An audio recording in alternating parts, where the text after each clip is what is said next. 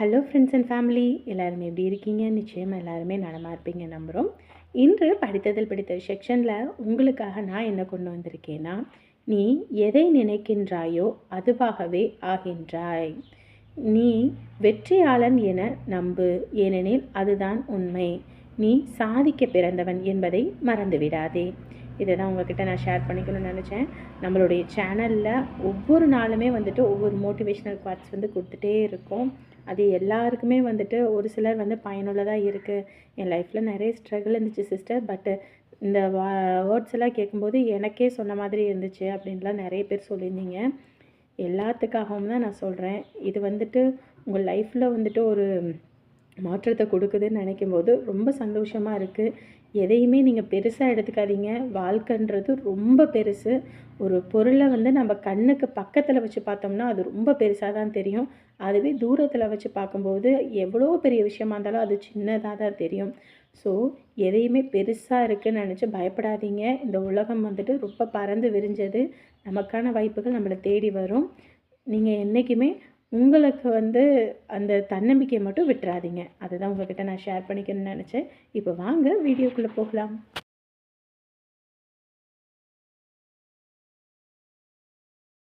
கடையில் உக்காந்துருந்த ஒரு ஈ காக்கா கூட வரமாட்டாது.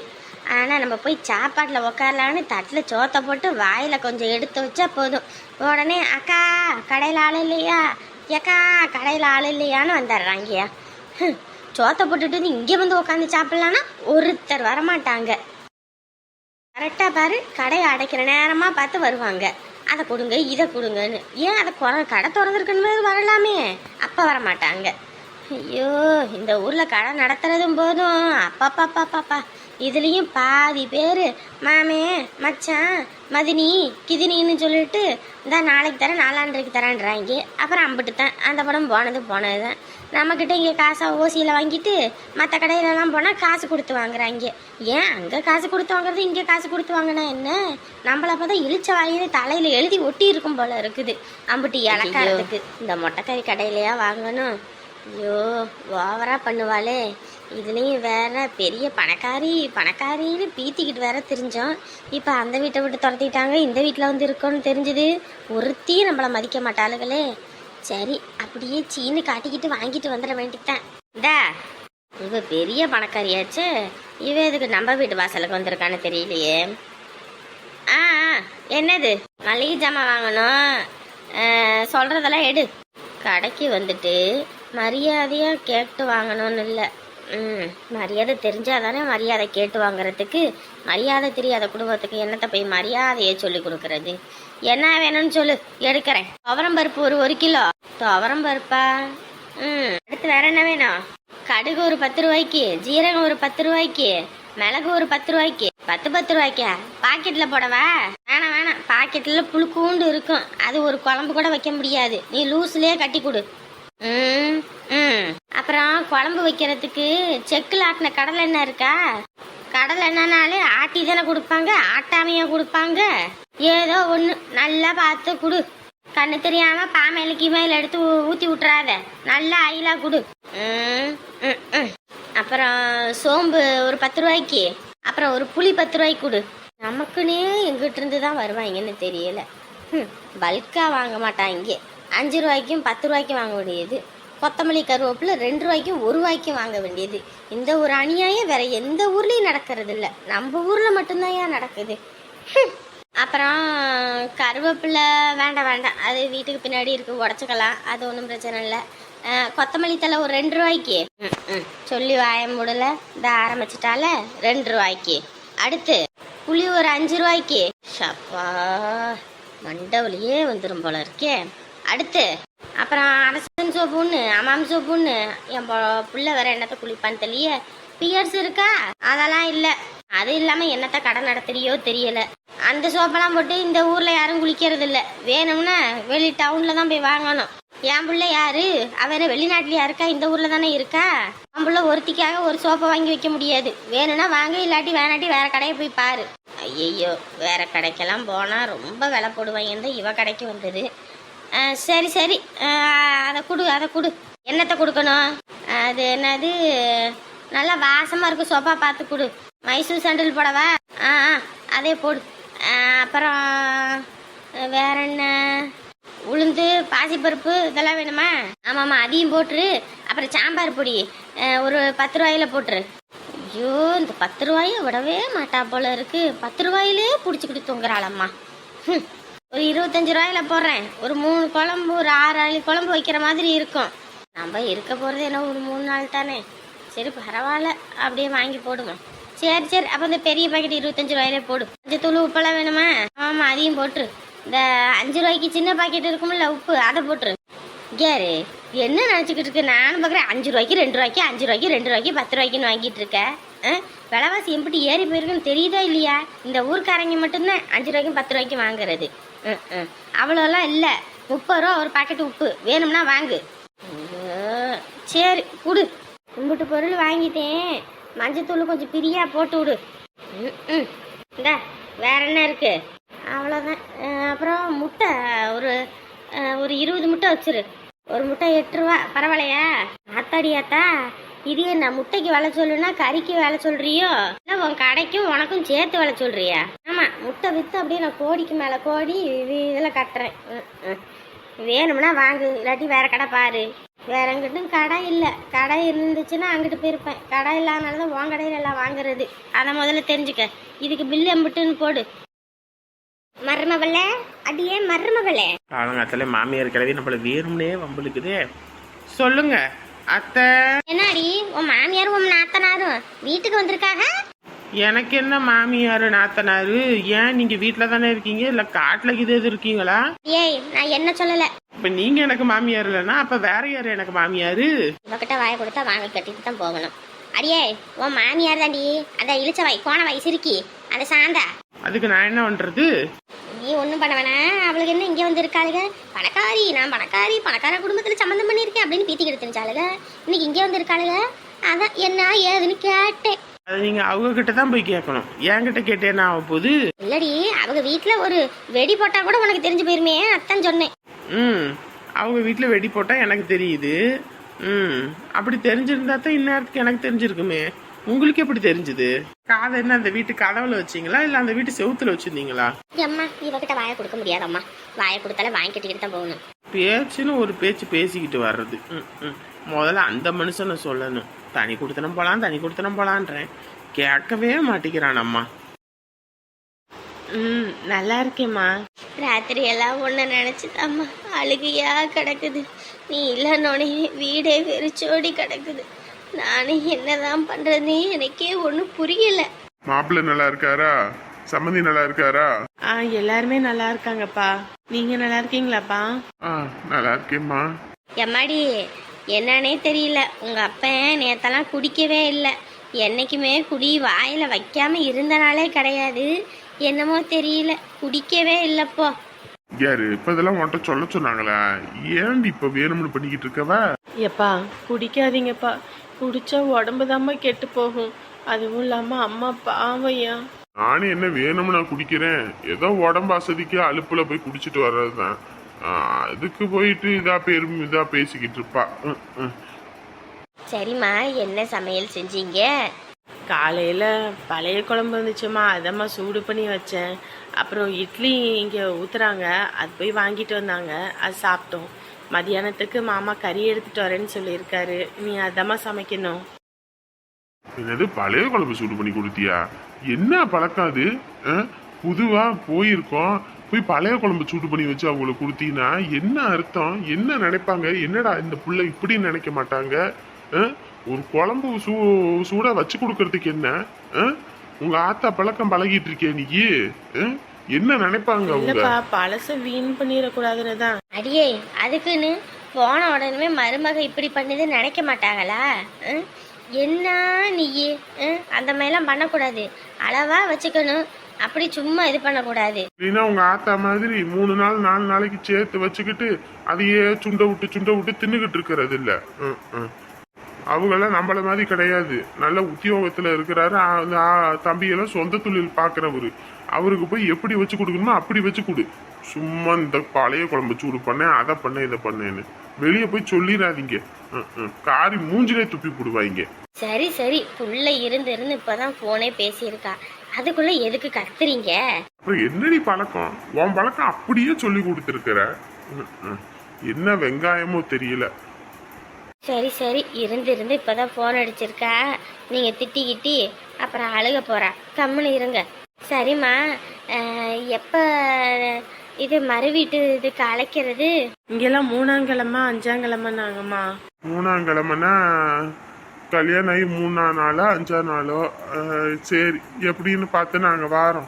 வண்டி எடுத்துக்கிட்டு தானம்மா வரணும், இல்ல நீ பஸ்ல வந்துருவீங்களா? இது பைத்தியக்காரி, என்னாடி இவ எதுல கஞ்சத்தனம் பார்க்கணும்னு இல்லையா? பைத்தியக்காரி பைத்தியக்காரி, கொஞ்சமாவது அறிவு இருக்குதா இல்லையா? மறு வீட்டு விருந்துக்கு நம்ம தான் வண்டி எடுத்துட்டு போய் அவங்கள கூட்டிக்கிட்டு வரணும். என்ன இவ? இன்னும் கறியும் அப்படித்தாண்டி, 4 துண்டு கறி எடுத்துக்க, 4 இலை எடுத்துக்க, அதுலயே 4 விருந்தை வச்சுக்க, அதே இலையை கழுவிட்டு மறுபடியும் விருந்து அதுலயே போட்டுரு. என்ன பைத்தியக்காரி மாதிரி பேசிக்கிட்டு இருக்கிற அவ? இல்லங்க, செலவாகுமேன்னு தான் கேட்டேன். கல்யாணம் பண்ணிப்பாரு வீட்டை கட்டிப்பாருன்னு சும்மா சொன்னாங்க. 2 ரகம்தான். பேசுற அப்பதான். நீங்க தான் கஷ்டப்படுவீங்க, அதனாலதான் சொன்னேன். என் பிள்ளைக்கு செய்யறதுல நான் என்னத்தை குறைஞ்சு போயிட்டேன்? அதெல்லாம் இந்த அப்பன் வந்து செஞ்சிருவேன். நீ வாயை முடிக்கிட்டு இரு. சரிம்மா, நாங்க என்னன்னு பார்த்து வரோம். சரியா? சும்மா சும்மா உங்க ஆத்தா கிட்ட பேசிக்கிட்டு இருக்காத. அப்புறம் உங்க ஆத்தா புத்தி அப்படியே வந்து உனக்கு உக்காரும். அதுக்கப்புறம் பொழப்பு சிரிப்பா சிரிச்சு போயிடும். ஆமா ஆமா, நான் தான் அப்படியே இது பண்ணி எடுத்துறேன். வேற என்ன பண்ணி எடுத்துக்கிறவா?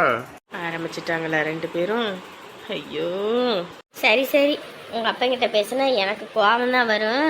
சரி பாத்துக்கம்மா. சரி, நான் வைக்கட்டுமா? சரிம்மா. நம்ம வீட்டுல இருக்கிற மாதிரி இருக்கக்கூடாது. எப்ப பார்த்தாலும் ஏதோ வேலை சொன்னா போது புக்க தூக்கிட்டு போய் உக்காந்துக்கிறது. அங்கெல்லாம் போனா அது உன் வீடு. உன் வீட்டுல நீ தான் எல்லா வேலையும் பார்க்கணும், வைக்கணும், அவங்க மனசு நோகாதபடி நடந்துக்கணும்.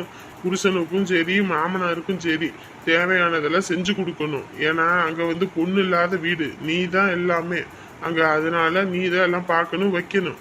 அதை விட்டுட்டு உங்க ஆத்தாக்காரி மாதிரி நீ பண்ணு நான் பண்ணு, நீ பண்ணு நான் பண்ணுன்னு போட்டி போட்டுக்கிட்டு இருக்க கூடாது. ஆமா ஆமா, உங்க அப்பா அப்படியே எல்லா வேலையும் இழுத்து போட்டு பாக்குறாரு நான் போட்டி போடுறதுக்கு. போட்டி போட்டாலும் உங்க அப்பா என்ன செய்யற ஆளா? குடிச்ச டம்ளரு கூட அங்கிட்ட எடுத்து வைக்க மாட்டாரு. ஐயோ, ஆரம்பிச்சிட்டீங்களா 2 பேரும்? பாத்தியா, நான் பாட்டுக்கு ஒன்றதானே பேசிக்கிட்டு இருக்கேன். அவன் வேணும்னே வம்பிழுத்துக்கிட்டு திரியிறான். என்னவோ உங்க அம்மா ரொம்ப நல்லவன்ற, வேணும்னே வம்பிழுப்பாவ. நான் இப்ப வம்பிழுத்தனா நீங்க வந்து பாத்தீங்களா? ஐயோ, ஆரம்பிச்சிட்டாங்களா? சரி சரி சரி, 2 பேரும் சண்டை போட்டுட்டு இருக்காதீங்க. எப்ப பார்த்தாலும் இதே இதுதான். இங்க பாரு, சண்டை வம்புன்னு அந்த வீட்டு படியை தாண்டி வரக்கூடாது. சரியா? வந்தா 2 பேரும் ஒற்றுமையா சந்தோஷமா வரணும். அடடடா, பிள்ளைகிட்ட இப்பதான் ஃபோன் பண்ணி பேசியிருக்கோம். 2 வார்த்தை சந்தோஷமா பேசுறாரா, அதை விட்டுட்டு தேவையில்லாததெல்லாம் பேசுவாரு. எது தேவையில்லாதது? எது தேவையில்லாது? பொண்ணை கட்டி கொடுத்துட்டோம்னா இப்படி இப்படின்னு சொல்லணும். அதோ நான் அதெல்லாம் சொல்லிக்கிறேன், நீங்க போங்க முதல்ல. ஏண்டி இப்போ உனக்கு என்னடி பிரச்சனை? ஐயோ ஆண்டவனே, உங்ககிட்ட தான் பேச முடியாது. சரிம்மா, நான் அப்புறமேட்டுக்கு உன்கிட்ட பேசுறேன். சரிம்மா. ஏண்டி, பொண்ணை கட்டி கொடுத்துருக்கோம், நல்லதா 4 விஷயம் சொல்லி கொடுக்கறது இல்லையா? உங்க ஆத்தா தான் உனக்கு எதையுமே சொல்லி கொடுக்கல. அதே பழக்கத்தை அப்படியே பழகு. ஆமா ஆமா, எங்க அம்மா நல்லது கெட்டது சொல்லி கொடுக்காதனாலதான் இங்க இருக்கேன் பாருங்க. ஏதோ எங்க அம்மா ஏதோ நல்லது சொல்லி கொடுக்கவும் தான் எம்பிட்டு கஷ்டனால இங்க இருந்து இன்னைக்கு என் பிள்ளைய கட்டி கொடுத்துருக்கேன் கௌரவமா. இல்லைன்னா என் நிலைமை என்ன ஆயிருக்குன்னு பாருங்க. அதான் உன் வீட்டுல இருந்து சீரை கொண்டு வந்து இறக்கி தள்ளிட்டானுங்க. வீடே நிறைஞ்சு போச்சு. வழி நெடுக்கு சீரா கிடக்குது. எங்கிட்டு காலை வைக்க எங்கிட்டு கைய வைக்கன்னு தெரியல. ஆமா, பொண்டாட்டி குடும்பத்தை குறை சொல்லணும்னா உங்களுக்கு தூக்கம் வராது. ஏன் உங்களுக்கு ஆசையா இருந்துச்சுன்னா உங்க பிள்ளைக்கு அப்படி கழுத்து நிறைய சீரை கொடுத்துருக்க வேண்டித்தானே? ஏண்டி, உன் கையாலாகாதவன் சொல்லிக்கிட்டே தெரிஞ்ச, கையாலாகாதவன் எப்படி செஞ்சு கட்டி கொடுத்துட்டான்ல, அப்புறம் என்ன? என்ன இன்னும் ஒரே ஒரு ஆசை இருக்கு, அதுவும் நிறைவேற்றிட்டானா அப்புறம் ஒரு பிரச்சனையும் இல்லை. என்ன ஆசை? குடிக்கிறது, அவ்வளவுதானே. நான் சொல்லல, உங்க ஆத்தா எதை சொல்லியிருக்காளோ இல்லையோ இத நல்லா சொல்லி கொடுத்துருக்கா. என்ன, உன் கழுத்துல ஒரு தாலி கொடி தங்கத்துல வாங்கி போட்டுடலான்னு பாக்குறேன். அதுக்குதான் ஒரு குடுப்பனையே அமையாம போச்சு. அதுவும் தான் தங்க விற்கிற விலைக்கு வாங்க முடியல. ஆனா பாரு, அதுவும் சாவரத்துக்குள்ள உன் கழுத்துல வாங்கி போடுறனா இல்லையான்னு பாரு. ம் ம் வாங்கி கொடுக்குறாரு, வாங்கி கழுத்தில் போட்டிருக்கத வாங்கிட்டு போகாம வந்தால் சரிதான். ஏண்டி என்னை பார்த்தா என்ன பைத்தியக்காரமா இருக்குதா? வாங்கி கொடுக்குறேனா இல்லையான்னு மட்டும் பாரு. ம் ம் ம் அடியே வாங்கி கொடுப்பண்டியே, நம்புடியே. ஆமாம், இப்போ தான் புள்ள இல்லாத வீட்டில் கிளம்பி துள்ளி குதிச்சானா. புள்ளைய கட்டி கொடுத்தாச்சு இப்போ தான். நமக்கு தான் இப்போ ரொம்ப முக்கியம். அண்ணே வேற எதுவும் வேணும்னா சொல்லுங்கண்ணே. ஆமா அத்தை வேற கடந்துக்கிட்டு வேலையா பார்த்துக்கிட்டு இருக்குது. அத்தை எதிரிங்க அத்தை, நான் பாத்திரத்தை கழுவுறேன். ஐயா, ஆள் வந்திருக்க நேரத்தில் வியாபாரத்தை பாரியா. நான் இந்த பாத்திரத்தை கழுவிக்கிறேன், 2-3 பாத்திரம் தானே, அதை நான் கழுவிக்குவேன். உங்களுக்கு தான் சிரமம், வீட்லயும் வேலை பார்த்துக்கிட்டு இங்கேயும் வந்து வேலை பார்த்துக்கிட்டு. இதில் என்னையா சிரமம் கிடக்குது? பிள்ளையும் அங்கே வேற போயிருக்க நேரத்தில் நம்ம இங்கேருந்து நம்ம கடைக்கு இழுத்து போட்டு வேலை பார்க்கறது இல்லையா? இதுல என் அம்மா கூட இந்த மாதிரி நான் வேலை பார்க்குறேன்னா வந்து ஒரு வேலை செஞ்சு கொடுக்காது. ஆனா நீங்க அதெல்லாம் எதையுமே யோசிக்காம செஞ்சு கொடுக்குறீங்க அத்தை. இதில் என்னையா கிடக்குது? நம்ம பிள்ளைங்க ஒரு தொழில் பண்ணி முன்னேறுதுங்கன்னும் போது அது நமக்கு சந்தோஷம் தானே. அதுவும் இல்லாமல் இத்தனை வருஷம் கஷ்டப்பட்டீங்க, இனிமே தான் உங்கள் வாழ்க்கையில் ஒரு நல்லது நடக்குது. இந்த நேரத்தில் பக்கத்தில் உறுதுணையாக இல்லாமல் இருக்கிறதுக்கு என்ன மனுஷி? அவங்க எப்படியோ என்னமோ தெரியாது, நமக்கெல்லாம் என்னைக்கும் மனசு வராதப்பா. சரி அத்தை, காலையில வந்ததுல இருந்து அம்புட்டு பாத்திரம் எல்லா டம்ளர்ல இருந்து எல்லாத்தையும் கழுவி போட்டு அதை வடைய சுடவும் அதை பண்ணவும் இதை பண்ணவும் ஊருப்பட்ட வேலை. நீங்க கொஞ்ச நேரம் போய் உட்காருங்க, நான் இந்த வேலையெல்லாம் முடிச்சுக்கிறேன். இதில் என்னையா வேலை கிடக்கு? அதெல்லாம் எனக்கு எந்த வேலையும் இல்லை, நான் பார்த்துக்கிறேன். நான் என்ன சும்மா தானே வந்து நின்றுக்கிட்டு இருக்கேன், அதுக்கு இந்த வேலையை இழுத்து போட்டு பார்த்தனா ஆகுது. பெத்த குடும்பத்துல வேணா எனக்கு ஒழுங்கா சொந்தம் வந்து அமையாம இருக்கலாம், ஆனா என்னை சுத்தி எல்லாம் நல்ல உள்ளங்கள் தான். ராணி வேற எத்தனை மணிக்கு வரும் என்னன்னு தெரியல. இன்னைக்கு ஒரு நாள்னா பரவாயில்ல, இன்னும் 2-3 நாள் ஆகி போச்சுன்னா என்ன பண்றது?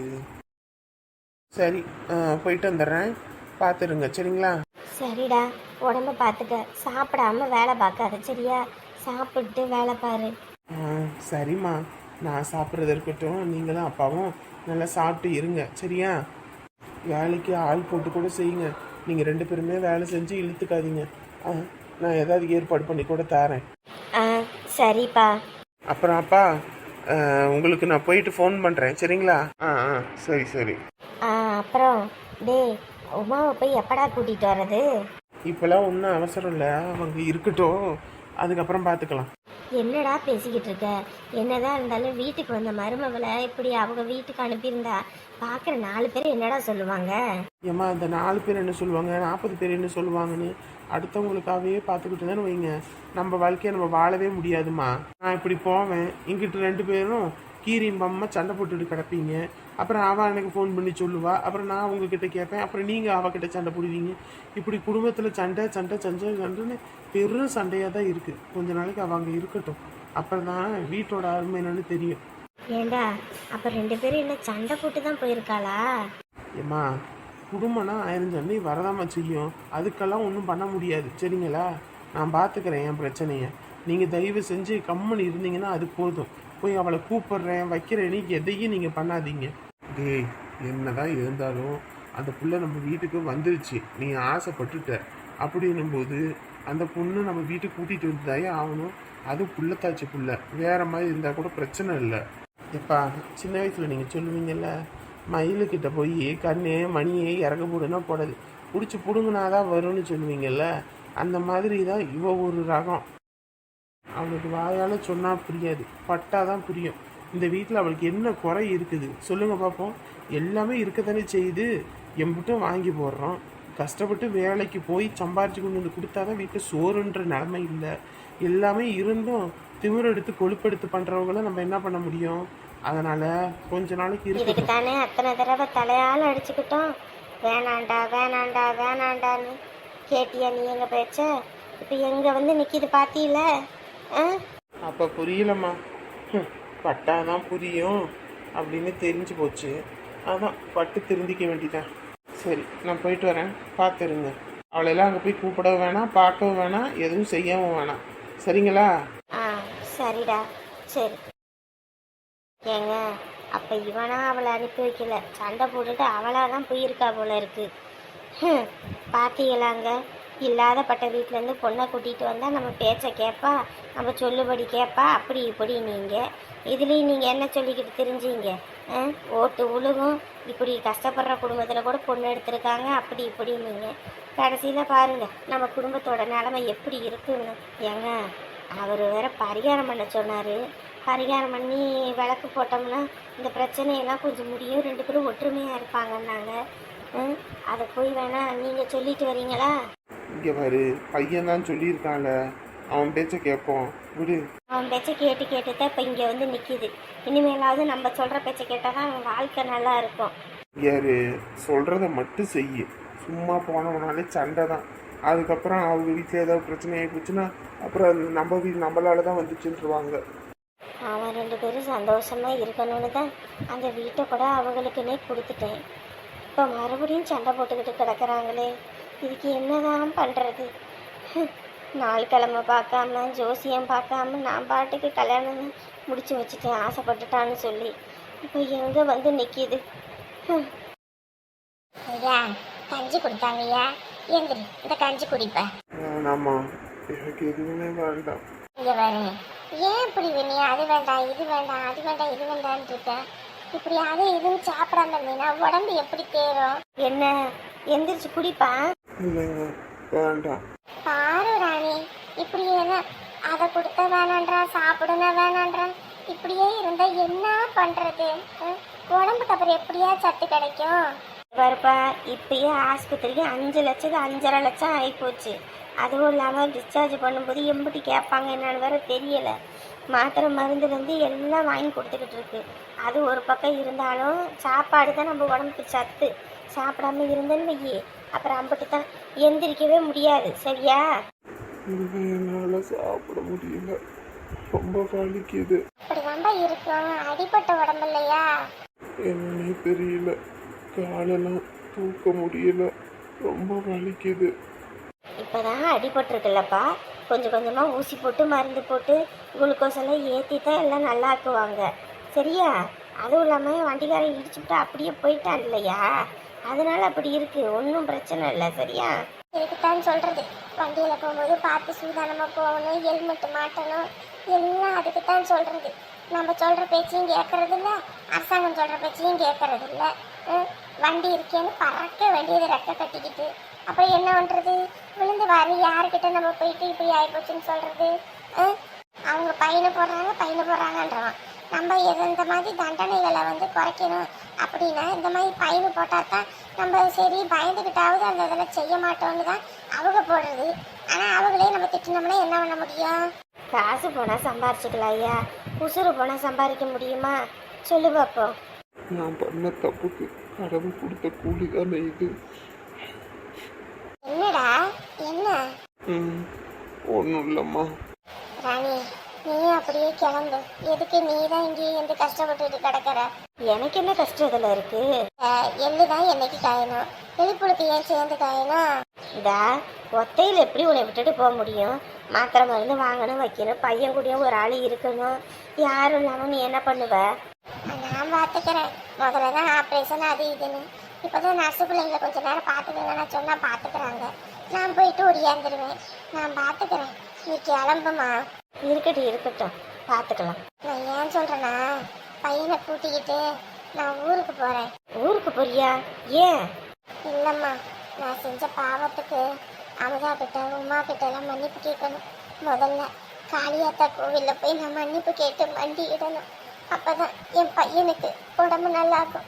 விட்டோம் அவ்வளோதான், என் குடும்பத்தையே அழிச்சிருவா. பொய் சத்தியம் பண்ணுறதெல்லாம் சாதாரண விஷயம் நினச்சிக்கிட்டியா?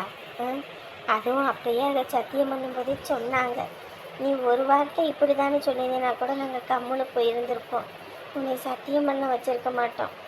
எனக்கு ரொம்ப சங்கடமாக இருக்குது. இதுலேயும் அத்தையும் சின்ன பொண்ணும் சேர்ந்துக்கிட்டு தான் இப்படி பண்ணிட்டாங்க.